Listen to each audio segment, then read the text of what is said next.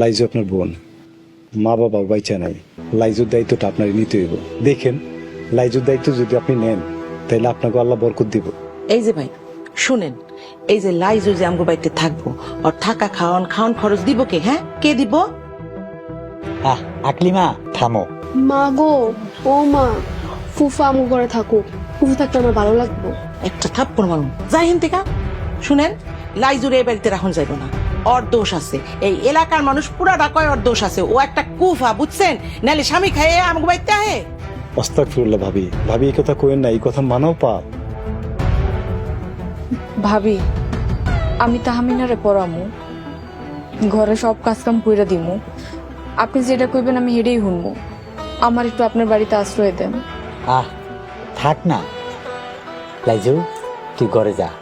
আকলিমা তুমিও ঘরে যাও। বড় ভাই, আপনি অনেক ভালো মানুষ, অনেক বড় মনের মানুষ। মজলুমের সাহায্য করলে আখিরাতে মজলুম সাক্ষী হয়ে দাঁড়ায়। আপনার উপর আল্লাহ অনেক রহমত নাজিল করবেন। শুনো তাহমিনার বাপ, তুমি কিন্তু ভুল করতাছো। আকলিমা তেরা কথা কইবা না, ঘরে যাইতে কইতাছি না, যাও। ভাবি, লাইজু যদি আপনার আপন বোন হইতো, এরকম বিপদে পড়ে যদি আপনার বাড়িতে আইতো, আপনি কি পারতেন তারা আশ্রয় না দিয়া এরকম করে তাড়াই দিতে?